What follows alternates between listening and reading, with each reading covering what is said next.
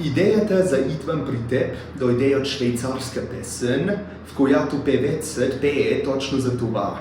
Идвам там, където просто ме обичаш.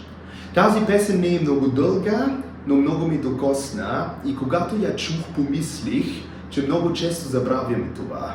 Че Бог ни обича не заради делата ни, но просто така. При Бог можем да бъдем без причина. И защото песента ми докосна много, реших да я преведа. И така се създаде първият куплет. И аз виждам много християни, също като мене, които отново и отново имат проблеми с това. Да се фокусират на греховете си и да не могат да повярват, че Бог въпреки всичко ги обича. Любовта на Бога е безусловна и всеки път, когато дойдем при Исус със своите грехове и се покаем, Той е верен и ни прощава. И това е благата вест на Евангелието.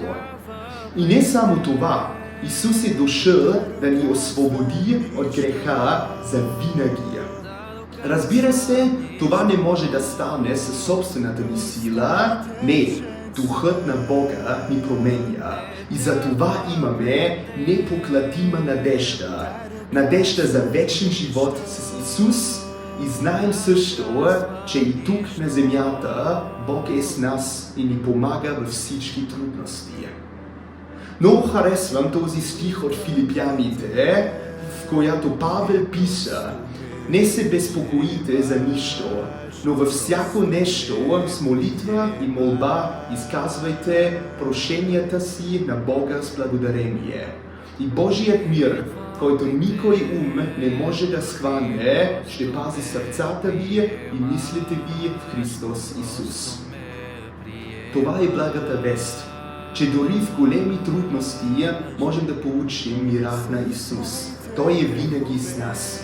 И много обичам начина, по който Исус се държи с нас.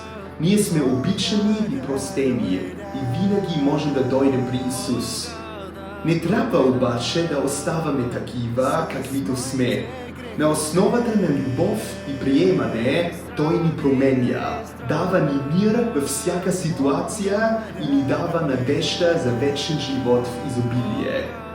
Тези са причините да разширим песента в повече куплети, за да отразим тази блага вест на Исус. Пожелавам ти, докато слушаш песента, да знаеш колко обичан си от Бога.